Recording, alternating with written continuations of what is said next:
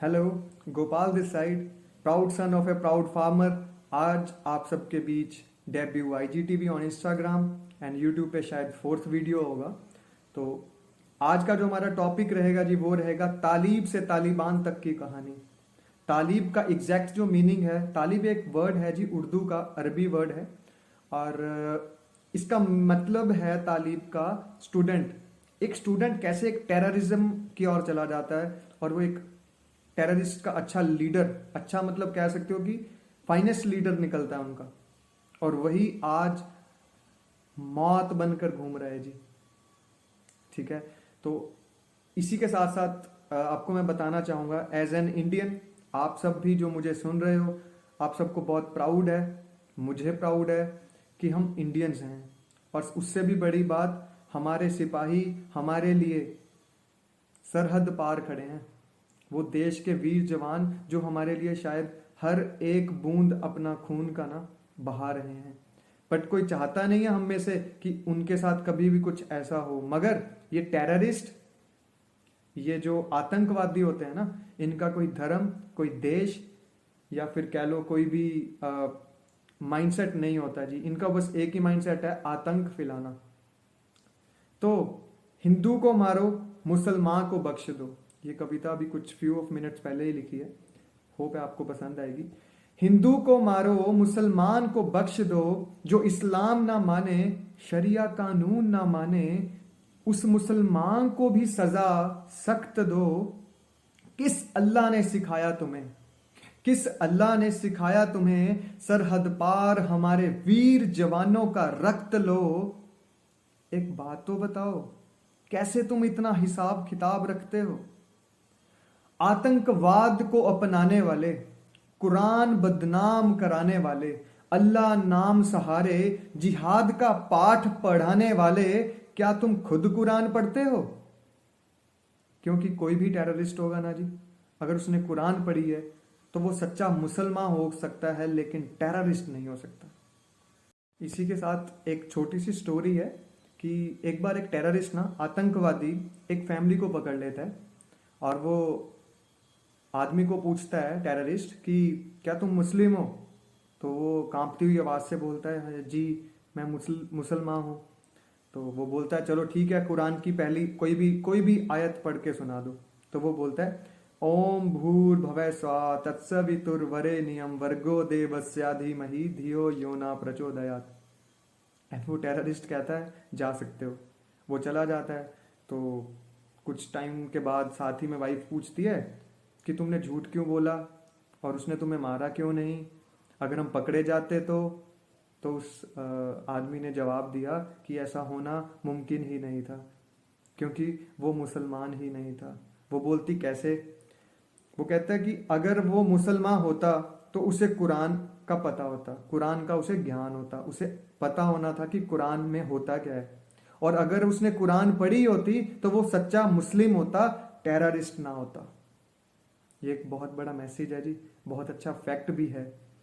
और इसी के साथ हम थोड़ा आगे, कुछ लोग प्लेन्स के टायर पे लटक कर चले जाते हैं और ऊपर से गिरने से उनकी बहुत दर्दनाक मौत भी होती है।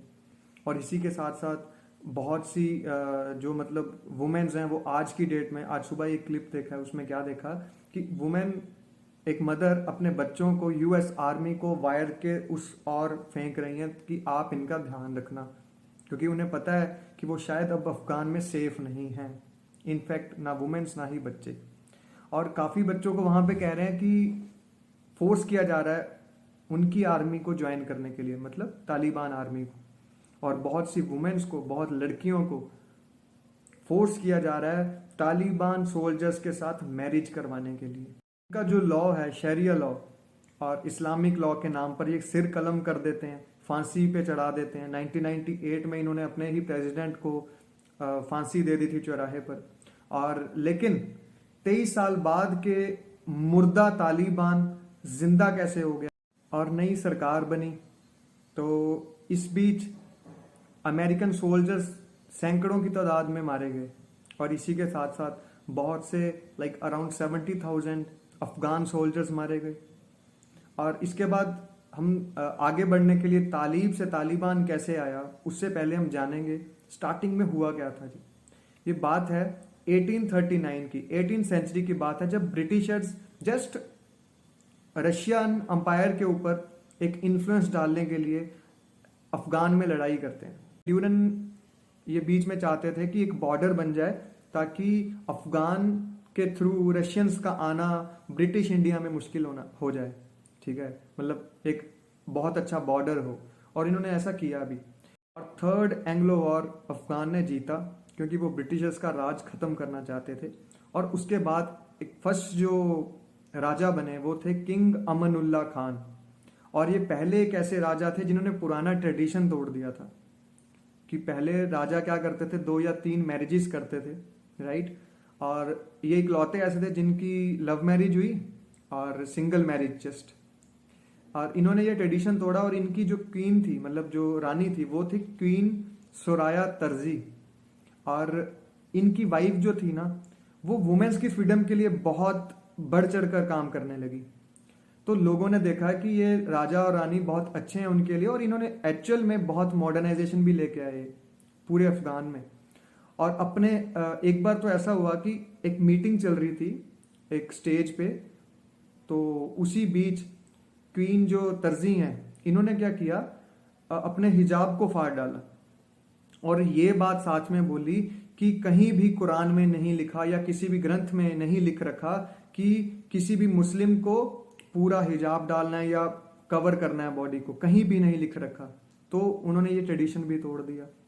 अब हुआ क्या, धीरे धीरे ये सब कुछ चलता गया, मॉडर्नाइजेशन आती गई, वुमेन्स को उनके राइट्स मिले, और वुमेन्स के लिए स्कूल्स खुले जैसे कि पहले नहीं थे, क्योंकि ये रूल रहा है इस्लाम में कि काफ़ी हद तक वो स्टडी नहीं करने देते हैं, मेल के मतलब साथ ही जाना है जहाँ जाना है, अकेले नहीं जाना। तो ये सब चलता था, लेकिन इन्होंने ये ट्रेडिशन चेंज किया, और ये गर्ल्स के एजुकेशन के लिए कोई स्ट्रिक्ट ड्रेस नहीं थी उनके लिए, जैसा भी आप चाहते हो वैसे आप कर सकते हो। और फिर 1929 में क्या होता है, मतलब इतने साल बाद 1929 में इन्हें भी भागना पड़ा, और ये जब वापस आए तो भागकर आए ब्रिटिश इंडिया में, ठीक है। तो जब इन्हें ब्रिटिश इंडिया में आए तो ये मुंबई में अपना स्टे कर रहे थे, और उसी बीच इनकी बेटी होती है, ये अपनी बेटी का नाम रखते हैं जी प्रिंसेस इंडिया। और ये नाम रखने के बाद साथ ही में कुछ साल और बिताते हैं इंडिया में, और इसके बाद और उसके कुछ टाइम बाद ये लोग रोम चले गए। तो रोम चले जाने के बाद आज की डेट में जो प्रिंसेस इंडिया हैं उनकी एज 92 ईयर्स हो चुकी है।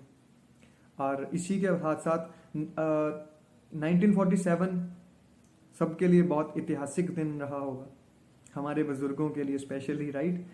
तो इस दिन हमारा देश आज़ाद हुआ था जी। लेकिन इसी बीच अफगानिस्तान खुश नहीं था जी। इंडिया की आज़ादी से तो खुश था, लेकिन उसे खुशी सिर्फ एक चीज़ की नहीं थी, वो क्या कि 1947 में जो एक बॉर्डर बना चुके थे ब्रिटिश इंडिया, ड्यूरेंट का जो मैंने आपको बॉर्डर बताया, ड्यूरेंट लाइन, उसमें क्या हुआ कि कुछ पश्तून्स अफगान होते हैं ना, पश्तून्स, ये इनकी मतलब अलग ही पहचान होती है वहाँ पे। मतलब ये पश्तून्स जो होते हैं वो 38% पॉपुलेशन थी अफगान में, और इतनी ही पाकिस्तान में थी, और ये लोग चाहते थे कि ये इकट्ठे रहें, पाकिस्तान और अफगान के पश्तून्स। तो ये सब पॉसिबल नहीं था just because of Durand line. तो अभी आगे क्या होता है कि अफगान के चलो अच्छे रिलेशन आज की डेट में इंडिया के साथ, बट टीवी पे उनके जो इंटरव्यूज आए हैं उसमें यूएस प्रेसिडेंट कह रहे हैं कि जी Afghanistan soldiers is well trained, मान लेते हैं जी वेल ट्रेंड हैं, बट क्या कोई कुछ स्ट्रेटेजिक प्लान था तालिबान को हराने का? काफ़ी रिपोर्ट्स तो ये भी कह रही थी कि 90 दिन या 60 दिन लग जाएंगे तालिबान को कवर करने के लिए अफगान को पूरे को, लेकिन वो 70,000 सोल्जर्स तालिबान के 10 दिन के अंदर अंदर पूरा कंट्रोल कर लेते हैं। 10 दिन के अंदर अंदर। पहले तो वो स्टार्टिंग से कुछ 30% एरिया ही कवर कर रहे थे, आज की डेट में वो 90% से ज़्यादा अफगानिस्तान कवर कर चुके हैं। अब यहाँ 1919 से 1973 तक शाह परिवार राज करता है। इस वंश के जो आखिरी राजा थे वो थे जी मोहम्मद जहीर शाह। ये 1973 में कुछ बीमार पड़ गए, तो अफगानिस्तान में ट्रीटमेंट पॉसिबल नहीं था बिकॉज ऑफ मेडिकल फैसिलिटीज। तो फिर इन्हें किसी ने बताया कि आप इटली चले जाओ, वहां पे आपका इलाज हो जाएगा। तो ये क्या करते हैं जी, इटली चले जाते हैं। तो इनके जो सेनापति होते हैं ना, उनका नाम था जी दाऊद खान। अब इसके दिल में लालच आ जाता है, मगर अब तक सब सही था, लोग जागरूक हो रहे थे। तो अब दाऊद खान ने तख्ता पलट कर दिया, उसने अपने आप को पीएम अनाउंस कर दिया और उसने लोगों से ये वादा भी किया कि मैं आप सबको आज़ादी दूंगा, अब बहुत हो गया शाही परिवार, अब आप मेरे साथ चलो। तो उसने काफ़ी हद तक जो बातें बोली उस पर वो शायद ठहर भी नहीं पाया, उसने कुछ ऐसा काम किया भी नहीं जिसके लिए अफगानी प्राउड करते। तो 1973 से लेकर 77 लगभग 4 साल के पीरियड में उसने कुछ भी नहीं किया। तो लोग अब हताश होने लगे, नाराज होने लगे, धरने लगने लगे। तो जब उसने ये हाल देखा दाऊद खान ने, तो उसने क्या किया, चलो ठीक है हम कॉन्स्टिट्यूशन बना देते हैं, एक ऐसा कॉन्स्टिट्यूशन जिसमें कोई इलेक्शन हो सकेंगे। तो सबसे ज़्यादा मजाकिया बात क्या थी जी उसमें, कि वो इलेक्शंस के नाम पर, कॉन्स्टिट्यूशन के नाम पर अफगान के लोगों को अब बेवकूफ़ भी बनाने लगा। वो कैसे, एक सिंगल पार्टी फॉर्मूला लाया, एक सिंगल पार्टी फॉर्मूला लाया गया, इलेक्शन भी वही लड़ेंगे तो ऑब्वियसली जीतेंगे भी वही। तो उसके बाद एक ही पार्टी होगी, वही सत्ता में आएगी, वही चुनाव लड़ेगी। और उस पार्टी का जो मुखिया वो खुद दाऊद खान। और अब अफगान के लोग गुस्सा हो गए कि ये तो हमें बेवकूफ़ बनाया जा रहा है। तो इसी के साथ अब खुद ही एक डिक्टेटर बन के बैठ गया था दाऊद खान। तो आम लोगों को इलेक्ट करने का कोई मौका नहीं था, वहाँ पे कोई हक नहीं था। तो आज़ादी कहाँ गई, अभी भी नहीं मिली। तो अब 1978 धरने शुरू हो गए थे, जैसे कि मैंने आपको बताया, जगह जगह। तो अब इसके बाद होता क्या है, इसके बाद 100 रेवोल्यूशन आता है। और ये 100 रेवोल्यूशन के जो मेन हेड होते हैं ना, उनका नाम था जी नूर मोहम्मद तारिकी। ये बहुत यंग लीडर थे और उस टाइम पे तो जो डेमोक्रेसी चाहते थे, धीरे धीरे सारे अफगानिस्तान में ये क्रांति आई। अब दाऊद खान को कुर्सी छोड़नी पड़ी, सत्ता से हटना पड़ा। अब इसके बाद नूर मोहम्मद तारिकी ये बन जाते हैं जी नए प्रेसिडेंट। अब अब होता क्या है, इनकी पुरानी दोस्ती होती है यूएसएसआर के साथ, जिससे आप सब जानते हो कि union of Soviet socialist Republic. और ये यूएसएसआर, सोवियत यूनियन, ये किसी भी धर्म को नहीं मानते थे, ये हम सबको पता है, ठीक है। और यूएसएसआर, इसमें 15 republics, 15 countries like Russia, Ukraine, Georgia, Uzbekistan, Armenia और ऐसे ही 10 और कंट्रीज थी, और जो ऑलरेडी अमेरिका के साथ कोल्ड वॉर पे थी, कोल्ड वॉर। और मतलब हिसाब लगा लो आप कि यूएसएसआर एक तरफ, अमेरिका और उसके साथ और भी कुछ 1-2 कंट्रीज थी जिनका कोल्ड वॉर आपस में चल रहा था। तो अभी नूर मोहम्मद तारिकी प्रेसिडेंट, और अब यूएसएसआर की बातें भी माननी थी। ओपन स्कूल फॉर गर्ल्स, ये तो देखो मॉडर्नाइजेशन भी थी और ये अच्छा स्टेप भी था कि यूएसएसआर वहाँ पे था, और इससे बहुत अच्छे बेनिफिट्स भी मिले अफगान को, मोहम्मद तारिकी के थ्रू, यूएसएसआर के थ्रू, सोवियत यूनियन के थ्रू, राइट। सो गर्ल्स के लिए फिर से कॉलेजेस ओपन हुए, स्कूल्स खुले, गर्ल्स एम्पावरमेंट, और उसके बाद मॉडर्नाइजेशन आई और सब कुछ फैशन अब मतलब नॉर्मल हो चुका था सारा कुछ दोबारा से। तो कुछ कट्टरवादी सोच वाले ना नाराज होते गए और वो प्रेसिडेंट के डिसीजन से बहुत ज़्यादा नाराज थे कि ये दोबारा फिर वही चीज़ ओपन हो गई। हर एक चीज़, जो कट्टरवादी इस्लामिक वाले थे ना, सोच वाले थे, उन्होंने मतलब दोबारा से ये चीज़ सोचनी स्टार्ट कर दी कि ये गलत हो रहा है। और इसके बाद अब माहौल कुछ डगमगाया जब सोवियत यूनियन के कहने पर प्रेसिडेंट ने ये बोल दिया कि अफगान की गरीबी दूर करनी है। और वो करने का तरीका क्या था कि जो रिच लोग हैं उनके पास अगर जो ज़्यादा ज़मीनें हैं ना, वो कुछ नॉर्मल सिटीजन्स को दी जाए जिनके पास ज़मीन नहीं है। तो चलो ठीक है, ये बात भी कह दी गई, लेकिन इससे अफगान के बहुत सारे लोग और नाराज हो गए कि ये तो फिर मतलब कुछ गड़बड़ चल रही है, और ये हमें लगता है कि यूएसएसआर का, सोवियत यूनियन का पिट्ठू बन चुका है। ये जो वो कहते हैं वो मान लेता है। और दबी आवाजें उठने लगी, और वो दबी दबी आवाज उठती थी कुछ कट्टरवादियों के थ्रू और कुछ जो नाराज हो चुके थे। तो अब नूर मोहम्मद तारिकी दाऊद खान को हटाकर आए थे, बकायदा क्रांति करके आए थे, लेकिन मगर अब ये सोवियत के एक तरह से बन चुके थे।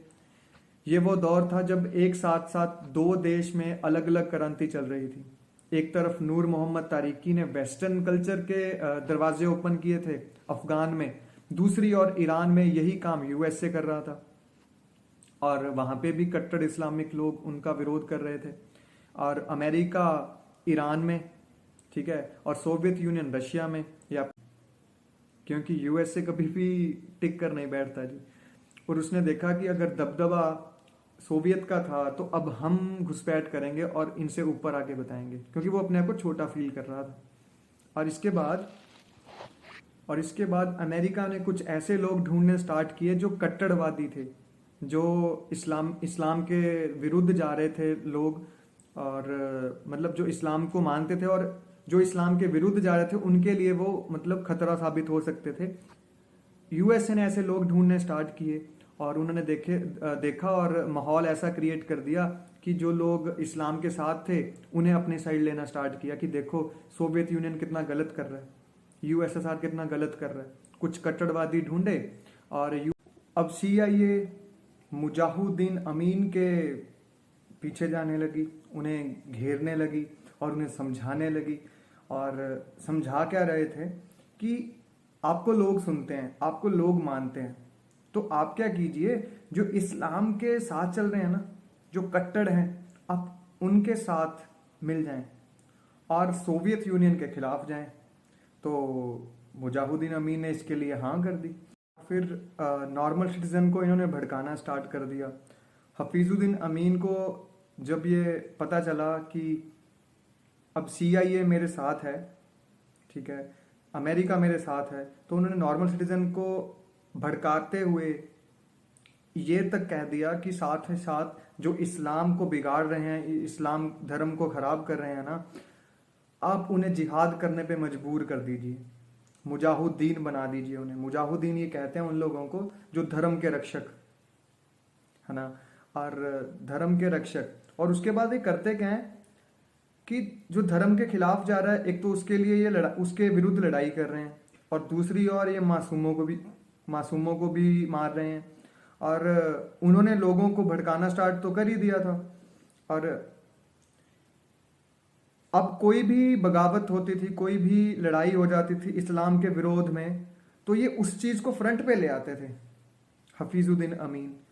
और अब अमेरिका के हिसाब से जब मैदान खाली दिखा उन्हें, तो उन्होंने पाकिस्तान को साथ मिला लिया, और इन्होंने पाकिस्तान को बोला आप मुजाहिदीन को ट्रेनिंग दीजिए। मुजाहिदीन मतलब वही जो लोग तैयार हैं इस लड़ाई को लड़ने के लिए। और अब ये लोग क्या करते हैं, मुजाहिदीन को ट्रेनिंग के लिए भेजते हैं पाकिस्तान में। ट्रेनिंग का पैसा सारा यूएसए से आएगा, हथियार यूएसए भेजेगा कि हम लोग आपकी इतनी हेल्प करेंगे, आप बस इन्हें ट्रेनिंग दो, ठीक है। और अफगान के खिलाफ मतलब सोवियत यूनियन के खिलाफ चलाओ, और अफगान के ऊपर जीत करनी है आप लोगों ने, ठीक है। जब ये सब कुछ होने लग जाता है तो इतने में जो हालात होते हैं वो बिगड़ने स्टार्ट हो जाते हैं, खराब होने स्टार्ट हो जाते हैं। और इसके बाद जब मोहम्मद तारिकी को लगा, नूर मोहम्मद तारिकी को, जो अभी सरकार को होल्ड करके बैठे थे, उन्हें लगा कि अब सिचुएशन आउट ऑफ कंट्रोल है, तो वो यूएसएसआर के दौरे पे चले जाते हैं, रशिया एंड ऑल, कि अपने प्रॉब्लम्स को सॉल्व करने के लिए। और उतने में मुजाहिदीन की आवाज़ उठने लगी थी कि इस्लाम बचाना है। अब पाकिस्तान और मुजाहिदीन तो इनकी मदद ऑलरेडी ले ही रहा था और कर ही रहा था मतलब। और नूर मोहम्मद को हराने का अब जो मास्टरमाइंड था यूएसए और पाकिस्तान, अब ये और भी लोगों को लपेटे में लेते हैं। ये लोग इस्लामिक मुल्क जैसे कि सऊदी अरब, अब ये उन्हें बोलते हैं कि देखो इस्लाम को ख़राब किया जा रहा है अफ़गानिस्तान में। अब हमें सोवियत के ख़िलाफ़ आवाज़ उठानी है, हमें जीत दर्ज करनी है और हमें ये जो मतलब धर्म को बचाना है, इस्लाम को बचाना है। अब इनका एक मुद्दा था कि ये सब कुछ ठीक नहीं है, मॉडर्नाइजेशन इतनी भी अच्छी नहीं है। तो मास्टरमाइंड जो बन रहा था वो था जी ओसामा बिन लादेन। सऊदी अरब से अफ़गानिस्तान आया, ट्रेनिंग देने गए जी अपना मुजाहिदीन को पाकिस्तान में, वहाँ से लौट कर आए और इन्होंने आगे क्या किया, हम थोड़ा आगे बढ़ते हैं। लेकिन अभी बात अफ़गानिस्तान की चल रही थी, ठीक है। अमेरिका में जो अटैक हुआ 2001 में, वो बात हम बाद में भी करेंगे। तो अब मुजाहिदीन कुछ इस्लामिक देश, यूएसए, सब सोवियत यूनियन और मोहम्मद तारिकी की सरकार के खिलाफ लड़ते हैं, ठीक है। अभी अब स्टूडेंट को भी भड़काना स्टार्ट कर दिया, बिकॉज स्टूडेंट पावर बहुत ज़्यादा स्ट्रांग होती है। उनमें से एक स्टूडेंट का नेता था जो सोवियत और तारिकी के खिलाफ आगे आया। जब कहा गया कि आप स्टूडेंट्स को, बच्चों को मतलब तालिब को इस लड़ाई में जोड़ो। तालिब मैंने आपको पहले बताया था, स्टार्टिंग में स्टूडेंट्स को बोलते हैं, तालिब को इस लड़ाई में जोड़ो। तब स्टूडेंट्स को एक नाम मिला, एक ऐसा शख्स मिला जिसका नाम था उमर अल्लाह। उसको मुल्ला अमर भी कहने लगे पहले, बाद में, क्योंकि वो बाद में मौलवी हो गए थे। लेकिन उस टाइम वो सिर्फ उमर थे। उमर ये साथ में आए और उनके साथ साथ बहुत सारे तालिब और जुड़े। 50 बच्चे थे लगभग, तब सिर्फ 50 तालिब थे कहने का मतलब। तब ये लोग ट्रेनिंग पे गए, मुजाहिदीन, ठीक है। अब ये सारे तालिब ट्रेनिंग पे गए हैं पाकिस्तान तालिबान बनने, क्योंकि ये तालिब से तालिबान। अब ये लोग ट्रेनिंग लेते हैं, जिहाद के नाम पर जुल्म करते हैं। और अब इसके बाद दूसरी ओर तारिकी गए हुए थे सोवियत के दौरे पे। तो जब वो रशिया या जहाँ पे भी उनकी मीटिंग हुई, तो वहाँ पे वो बताते हैं कि देखो माहौल तो अफगानिस्तान में बहुत ख़राब है और अभी मेरे को कुछ समझ नहीं आ रहा है। और वहाँ पे तालिब जो मतलब बच्चे थे वो भी जुड़ चुके हैं उन लोगों के साथ कि वो इस्लाम को बचाने की बात कर रहे हैं। तो ऐसे में सारा माहौल ख़राब हो चुका है। तो वो कहते हैं, यूएसएसआर, सोवियत यूनियन उन्हें रिप्लाई करती है कि आप पहले जाते ही अफगानिस्तान में ना अपने हफीजुद्दीन अमीन को मिनिस्ट्री से बाहर निकाल दो। तो उन्होंने पूछा ऐसा क्यों? इन्होंने रिप्लाई किया कि सीआईए के लिए काम कर रहे हैं आपके हफीजुद्दीन अमीन। आप जाते ही, अफगानिस्तान पहुंचते ही हफीजुद्दीन अमीन को अपनी मिनिस्ट्री से बाहर निकाल दीजिए। और जब तक ये घुसपैठ उधर अफगानिस्तान में हो चुकी थी, अफगानिस्तान में अब सीआईए के जो एजेंट्स थे, या कह लो कि अमेरिका, पाकिस्तान और ये तालिब, ये सब मिलकर काम कर रहे थे। और इतने में ही नूर मोहम्मद तारिकी पहुंचते हैं अफगानिस्तान में। जैसे वो पहुंचते हैं, जाके देखते हैं कि वो और उनकी फैमिली अब हफीजुद्दीन अमीन के अंडर है और वो वहाँ एयरपोर्ट पे ही मार दिए जाते हैं। क्योंकि हफीजुद्दीन अमीन ने जो जब मारा है इन्हें, चलो उनका तो कुछ खास कारण था, क्योंकि वो मिल चुके थे सीआईए के साथ, अमेरिका का उनके साथ हाथ था और बहुत सारे लोग जुड़ चुके थे। लेकिन तारिकी ने भी एक बार कोशिश की थी हफीजुद्दीन अमीन को मारने की, बिकॉज काफ़ी रीजंस थे उसके। शायद वही रीजंस जल्दी सीआईए के साथ मिल गए, सीआईए के साथ मिलने के कारण बन गए हफीजुद्दीन अमीन के। अब हफीजुद्दीन अमीन बन गए नए रूलर अफगानिस्तान के। और दूसरी ओर सोवियत यूनियन को अब गुस्सा आ जाता है कि ये हमारे खिलाफ जा चुकी है अब बात, अब हमें बदला लेना है। तो वो क्या करते हैं जी, 25 दिसंबर 1979 में अफगानिस्तान पर अटैक कर देते हैं। क्योंकि उनका एक तरफ से कोल्ड वॉर भी चल रहा था अमेरिका के साथ, उन्हें वो भी तो अपना बताना है ना कि हम लोग भी स्ट्रांग हैं एज यूजुअल। तो जब तक वो स्टेप लेते हैं, अटैक कर देते हैं, पहुंचते हैं काबुल तक और हफीजुद्दीन अमीन को मार दिया जाता है। अब सोवियत यूनियन की सरकार का राज मिला अफगान पे, अब उनका राज हो चुका है। और उधर यूएसए फिर से तेज हो गया। यूएसए ने इस्लामिक देशों से हाथ मिलाया और भड़काया। और अब यूएसए मुजाहिदीनों को aircraft, air missiles, anti craft missiles और भी ज़्यादा ट्रेनिंग और भी ज़्यादा पैसा जो है पाकिस्तान को भेज देते हैं, और वहाँ पे ट्रेनिंग और ज़्यादा तेज़ की जाती है। और जैसे कि ये सब लोग रेडियो के लाइक जैसे ओसामा बिन लादेन साथ थे, हर एक मतलब ये जो लोग टेररिस्ट बड़े बड़े मिलकर अफगान जीतने के लिए आए, और इन्होंने यूएसएसआर, सोवियत यूनियन का अब जीना मुश्किल कर दिया था। वहाँ पे उनकी एयरफोर्स भी काम नहीं कर पा रही थी सोवियत की, तो अब इन्हें छोड़ के जाना पड़ा, बिकॉज जियोग्राफिकल लोकेशन ही कुछ ऐसी है जहाँ पे ना हर किसी राजा को आज आज तक लड़ने की मुश्किल आई ही आई है अफगानिस्तान में, बिकॉज वहाँ के जो कंडीशंस हैं, पथरीले पहाड़ों पे वहाँ पे गुरिल्ला फाइटर्स ही चल पाते हैं, उनको वहाँ की समझ है। और इतने में क्या हुआ कि जब ये सब कुछ हो रहा था, 15 फेब 1989 को यूएसएसआर डिसीजन लेता है कि हम ये सब कुछ छोड़ के जा रहे हैं, अफगान को अब उनके हाल पे छोड़ दो। और ये अफगान, मुजाहिदीन, पाकिस्तान, सऊदी अरब, यूएसए, इन सब के लिए बहुत बड़ी जीत थी, और ओसामा बिन लादेन के लिए तो बहुत ही ज़्यादा बड़ी जीत थी। अब क्या हुआ कि अब यहाँ अलग अलग कबीले के लोग, मुजाहिदीन आपस में लड़ने लगे। अब लड़ने के लिए कुछ बचा तो नहीं, क्योंकि उनकी आदत लड़ने की पड़ चुकी थी, क्योंकि हैबिट ही जब लड़ने की पड़ चुकी थी तो अब उन्हें किसी के साथ तो लड़ना था। तो अब उन्हें यही नहीं समझ आ रहा था कि राज कौन करेगा, तो ये कबीले आपस में लड़ने लग गए कि मैं बढ़िया हूँ, मैं ज़्यादा बड़ा था, मैंने ज़्यादा काम किया, तो ये आपस में लड़ते रहे, झगड़ते रहे।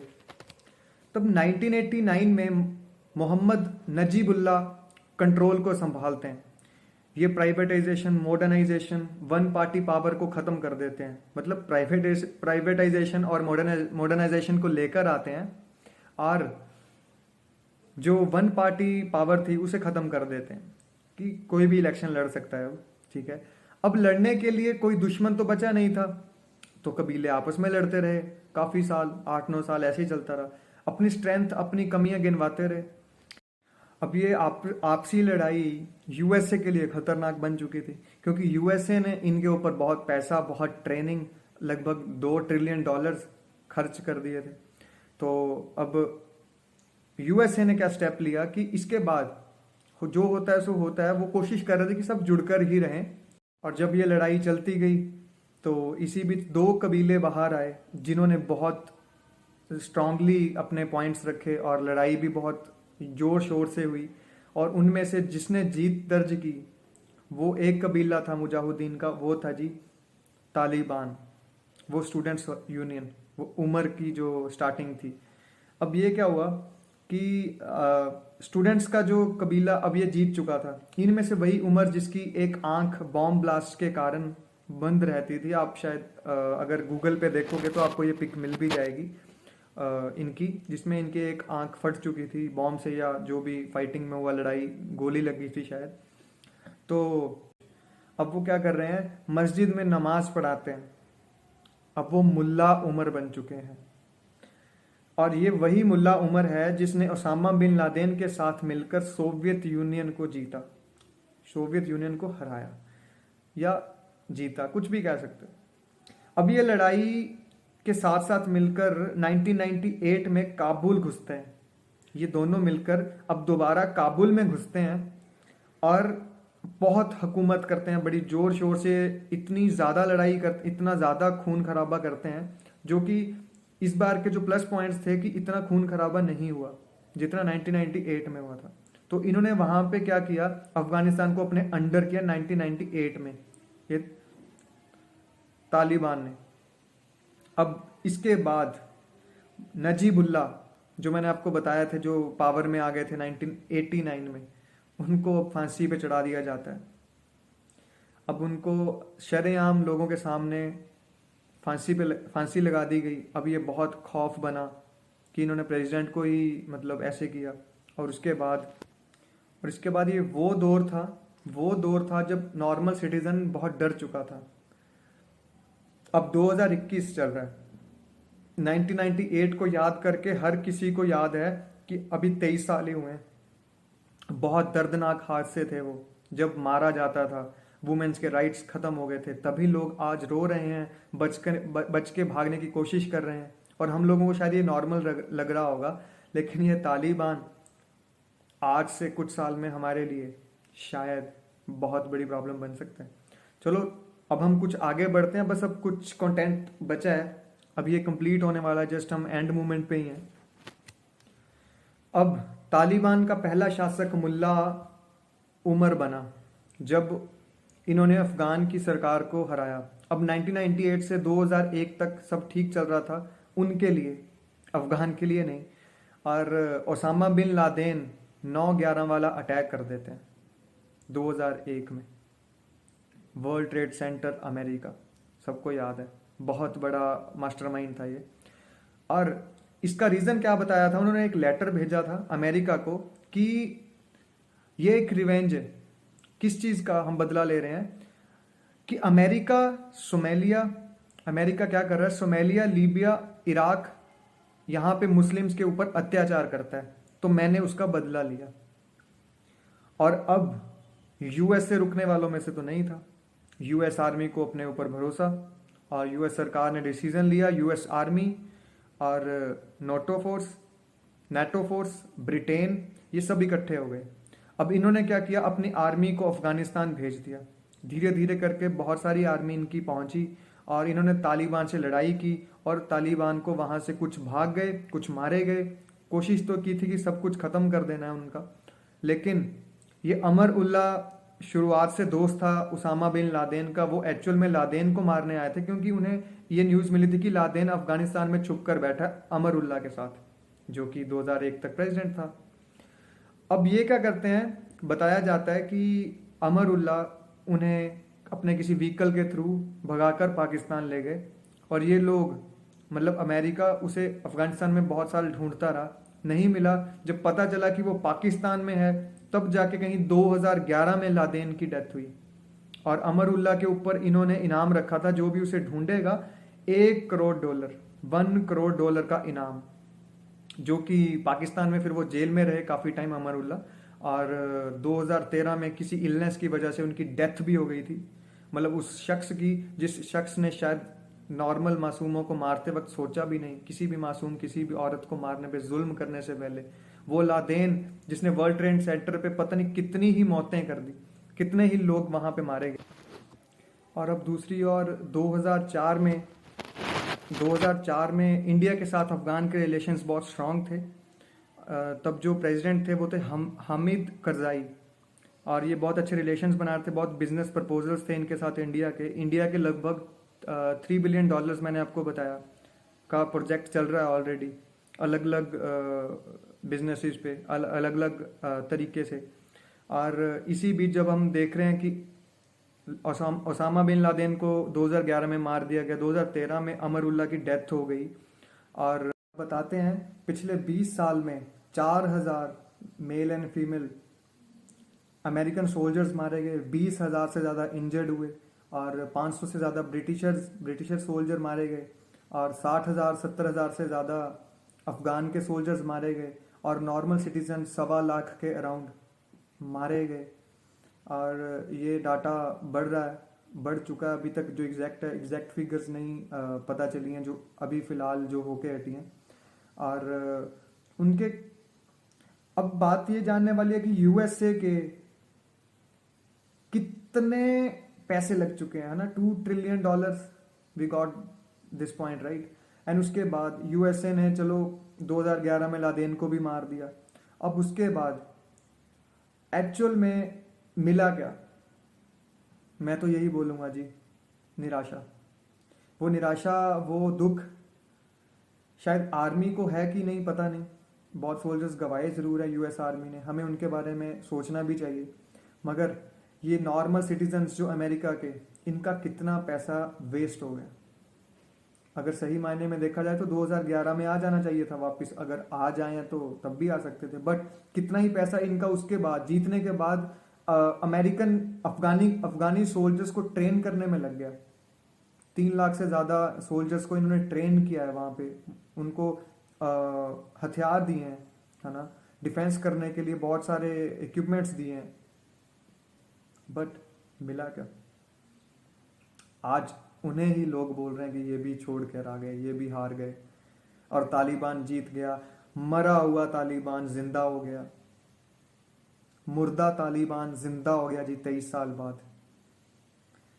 तो इसको जन्म किसने दिया था? यूएसए ने। अमेरिका ने ही इसे जन्म दिया, इसे पाला, और वही इसके लिए। ये बात गलत नहीं होगी। कहते हैं ना, जैसा हम करेंगे वैसा पाएंगे भी, और ये बात सच्ची हुई अमेरिका के साथ ही।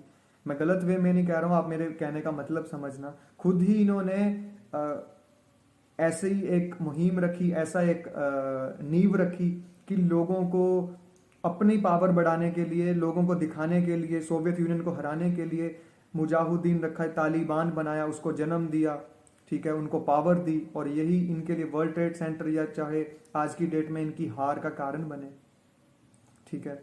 और ये बता रहे थे कि बहुत ज़्यादा ट्रेनिंग मिली थी जी उन्हें। अब वो 3 लाख जो लोग थे अफगानी सोल्जर्स, ये बहुत ट्रेंड थे, ये तो तालिबान को मतलब इजीली मार सकते थे। और जब भी तालिबान किसी के पास पहुंचता है, लाइक अफगानी आर्मी के पास, अफगानिस्तान की आर्मी के पास, तब वो एक ही चीज़ बोलता था, या तो लड़ लो, लड़ाई करके या तो हम खून खराबा कर लेते हैं, और दूसरा अपने बच्चों के बारे में सोच लो। धमका के, डरा के उन्होंने हथियार डलवा दिए आर्मी के, और सारा कर धीरे धीरे धीरे काबुल तक पहुंचे। अभी 4-5 दिन पहले आप सबने देखा। और इससे भी ज़्यादा ज़रूरी बात क्या कि देखो, मानते हैं मर्डर ज़्यादा नहीं हुए, लेकिन जुल्म अभी भी हो रहा है। अब वो गर्ल्स की फ्रीडम ख़त्म हो चुकी है। क्यों लोग भाग रहे हैं? क्यों बच्चे सहमे हुए हैं? क्यों वहाँ पे जो अभी, हाँ, कुछ ऐसी वुमेन्स, मेरे एक बहुत अजीज़ दोस्त हैं, मेरे बहुत खास हैं, उन्होंने एक वीडियो डाला था, मुझे बहुत अच्छा लगा। उसमें उन्होंने स्पेशली दिखा क्या उस वीडियो में कि कुछ अफगानी वुमेन्स वहाँ पे बहुत अच्छा अपने गट्स शो कर रहे हैं, बहुत स्ट्रेंथ शो कर रहे हैं, वो विरोध कर रहे हैं तालिबान का। And it's very very big moment. But काश पूरा अफगान ऐसे इकट्ठे हो जाता तो शायद तालिबान तो क्या, कोई भी उनके ऊपर जुल्म ना करता। मगर चलो, अभी इस बारे में हम डिटेल में बात करेंगे। आपके कमेंट्स आएंगे, आप कमेंट्स में बताना क्या सजेशंस रहेंगे। तो सजेशंस के लिए जो बातें हैं वो मैं आपके आगे रखने लगा हूँ, ठीक है। और ट्रंप ने 2020 में फेब में मीटिंग रखी थी तालिबान के साथ, और उस मीटिंग में कुछ शर्तें रखी गई थी कि हम लोग यूएस आर्मी को वापस बुला लेंगे, मगर तुम्हें 3 या 4 शर्तें माननी होंगी। उनमें से जो ज़रूरी थी, जो बहुत बड़ी मतलब डिमांड थी यूएस की, वो ये थी कि अफगानी सरकार के साथ मिलकर तालिबान काम करेगा और किसी भी सोल्जर को नहीं मारेगा। जो भी बिजनेसेस हमारे या फिर किसी कंट्री के चल रहे हैं वो ख़राब नहीं होने चाहिए, और गर्ल्स की फ्रीडम ख़त्म नहीं होनी चाहिए, लोगों की फ्रीडम ख़त्म नहीं होनी चाहिए। और टेररिस्ट ग्रुप से आपका कोई, जैसे अलकायदा के साथ आपका कोई रिलेशनशिप नहीं रहना चाहिए। तो इस पे तालिबान ने अपना मतलब जवाब देते हुए एक ही चीज़ बोली थी कि हाँ, हम ये सारी शर्तें मानते हैं, मगर आप सबको दिख रहा है हो क्या रहा है आज की डेट में, राइट।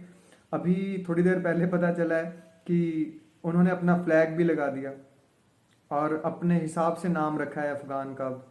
और आप हिसाब लगा सकते हो कि वो किसी की भी शर्त नहीं माने, बिकॉज टेररिस्ट कभी किसी की शर्त नहीं मान सकते, क्योंकि उनका कोई मजहब नहीं है, कोई भगवान नहीं है, कोई दीन ईमान नहीं होता उनका।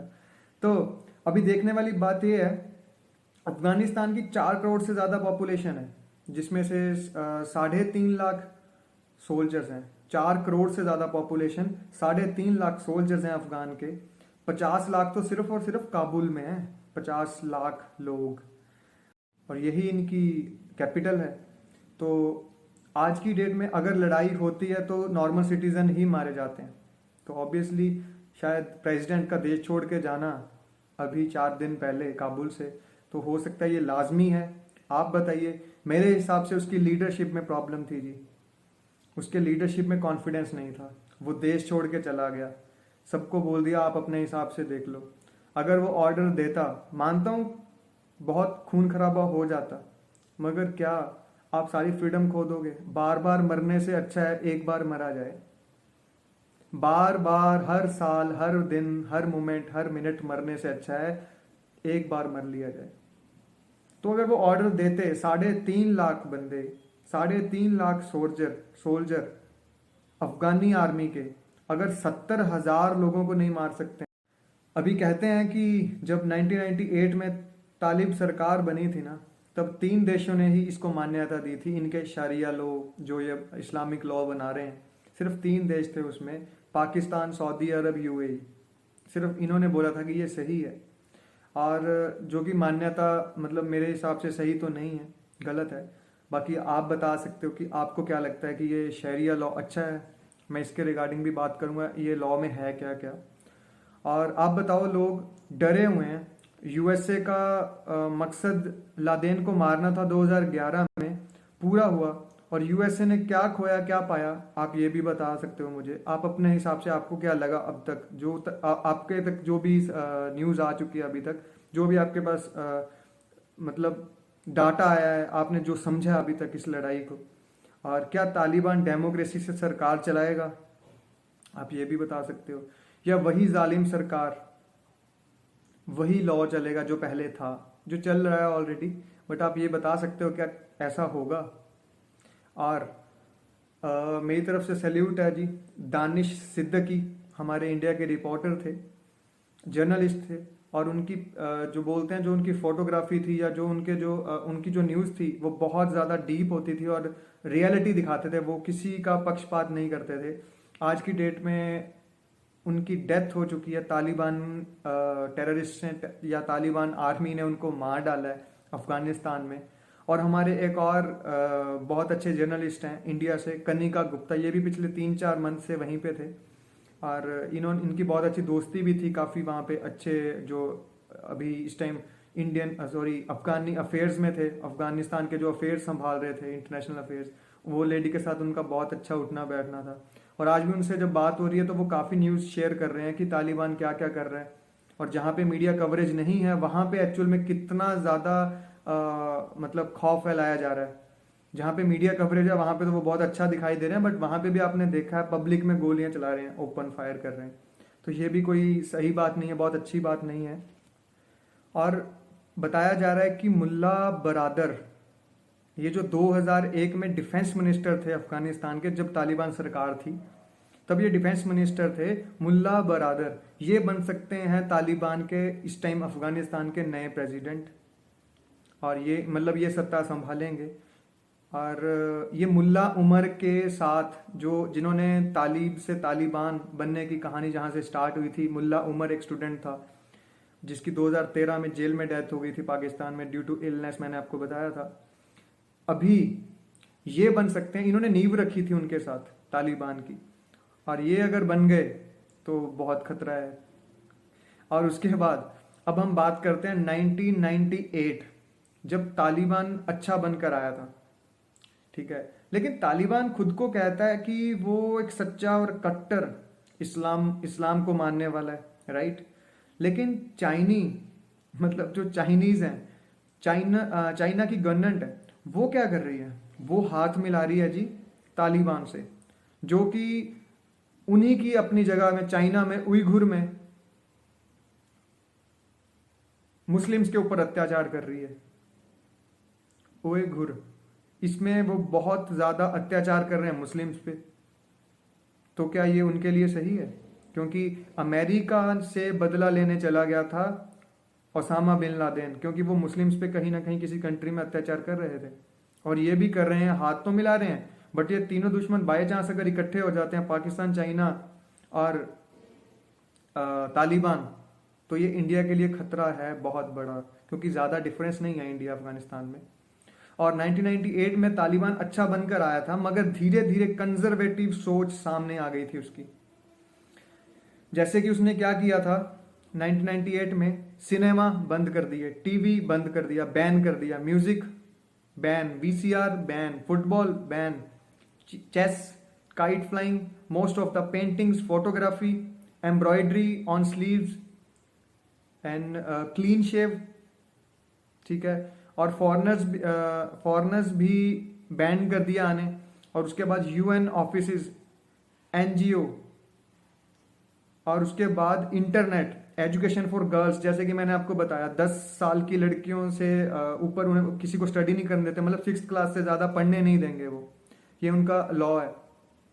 और उसके बाद मेल रिलेटिव्स के साथ ही बाहर निकल सकती हैं वुमेन, नहीं तो बाहर नहीं जाना। और उसके बाद जैसे कि बुर्का हिजाब डाल के रहना। और इन्होंने कुछ हज़ारा मुस्लिम्स को भी मारा था बिकॉज वो नॉन पश्तून एथनिसिटी से थे। ये पश्तून्स को ज़्यादा मान्यता देते हैं, तो जो नॉन पश्तून थे इन्होंने उन मुस्लिम्स को भी मार दिया था अफगान में। और इसी के साथ साथ बुद्धा स्टैचूज को डिस्ट्रॉय कर दिया था टोटली अपने अफगानिस्तान में इन्होंने। और नजीबुल्ला शरेआम फांसी 1998 में दे दी थी उसे, जो तब तक प्रेसिडेंट थे। तो ये नॉर्मल चीज़ें नहीं है, सिर कलम कर देते हैं, मार देते हैं किसी को भी। ISIS के साथ इनका अच्छा उठना बैठना, इन्हीं का मतलब कह लो कि पाला हुआ वो एक एजेंसी है ना। और सबसे बड़ी बात ये बोलते हैं कि वुमेन्स जो हैं, लड़कियां जो हैं, वो लड़कियों से ही इलाज करवाएंगी। एक तरफ ये लड़कियों को पढ़ने नहीं दे रहे, ना नर्स बनेगी ना डॉक्टर बनेगी। तो नॉर्मल सी बात है, अगर कोई डॉक्टर फीमेल नहीं होगी तो फीमेल से इलाज कैसे करवाएगी? इसका कोई जवाब आप में से कोई दे सकता है तो बताइए जरूर, क्योंकि वो फीमेल एजुकेशन को प्रायोरिटी नहीं दे रहे। डॉक्टर वो किसी को बनने नहीं देंगे ऑब्वियसली, राइट। लेकिन वो फीमेल को बोल रहे हैं फीमेल से ही इलाज करवाना, नहीं तो आपका सर कलम कर देंगे। तो इसका मतलब क्या हुआ? और जिस देश में, मेरे अकॉर्डिंग, जिस देश में गर्ल्स को एम्पावर नहीं किया जाता, गर्ल्स को बढ़ावा नहीं दिया जाता, वो देश नहीं रहता जी। वो खत्म हो जाता है, खंडर हो जाता है। जैसे कि हमारे इंडिया में भी, चलो इतना जुल्म तो नहीं है, लेकिन एक जुल्म सबसे ज्यादा है, रेप, जिसके ऊपर मैं पहले भी बात कर चुका हूं। और मैं आगे ऐसे ऐसे फैक्ट्स, ऐसी बातें आपके सामने लेके आता रहूंगा कि हमें क्लियर होना भी जरूरी है और हमें इकट्ठे होना भी जरूरी है, यूनिटी के साथ काम करना भी जरूरी है। बिकॉज ये आज की डेट में बहुत खतरनाक चीज बन चुकी है जी। रेप इज नॉट लाइक बहुत छोटी सी चीज मान लेते हैं लोग यार कि नॉर्मल ही तो है। अब इंडिया के $3 बिलियन इन्वेस्टमेंट हो चुकी है जी। जैसे कि अफगान इंडिया फ्रेंडशिप डैम बना चुके हैं इंडिया वाले वहाँ पे, और बहुत से काम कर रखे हैं इंडिया ने। और उसका सिर्फ एक ही मकसद था, क्योंकि इंडिया के अच्छे रिलेशन थे अफगान के साथ। मगर आज की डेट में तालिबान से कोई लिंक नहीं है इंडिया का। इंडियन गवर्नमेंट डायरेक्टली बोलती है कि हमें इनसे रिलेशन रखना ही नहीं है। तो फिर उनका क्या, जो हमने इन्वेस्टमेंट की है, और हमारे से ज़्यादा USA ने बहुत इन्वेस्टमेंट कर रखी है, क्योंकि वो सरकार ने तो कर दिया जो करना था, लेकिन ये पैसा नॉर्मल सिटीजन की जेब से निकला है, हमारे दिए हुए टैक्सेस से निकला है। क्या होगा उसका? आप मेरे को बताओ जी, आपके हिसाब से क्या हो सकता है? और चाइना बोलता है कि रिलेशन तोड़ देगा जी। चाइना बोलता है कि तालिबान टेररिस्ट के साथ रिलेशन तोड़ देगा। ये तो एक ऐसी बात हो गई कि रिहेबिलिटेशन सेंटर में किसी नशे करने वाले बंदे को बोला जाता है कि तेरा नशा छूट जाएगा, वो भी कहता है मैं छोड़ दूंगा, बट क्या छूट जाता है? सेम ही चीज़ है। और चाइना का रिलेशन अगर अच्छा हो जाता है, पाकिस्तान, चाइना और अफगान इकट्ठा होता है, मतलब तालिबान इकट्ठा हो जाता है, तो क्या होगा? आप मेरे को बताओ, आपके हिसाब से क्या सजेशंस हो सकते हैं इस बात पे? क्योंकि ये कोई छोटा मोटा पॉइंट नहीं है। हम आज की डेट में कोई भी कुछ भी कर रहा है, किसके लिए कर रहा है? आने वाली जनरेशन्स के लिए, शायद फ्यूचर के लिए, अपने पेरेंट्स के लिए। तो जिस तालिबान ने 21 साल में दोबारा एक ऐसा जन्म लिया है, क्या वो किसी और के लिए खतरा नहीं बनेगा? क्या लगता है आपको? ये उसका जन्म कह लो, दोबारा मरा हुआ तालिबान जिंदा हो जाता है कैसे? सोच के बताना। आज के लिए बस इतना ही। मेरी तरफ से सबको जय हिंद, जय भारत।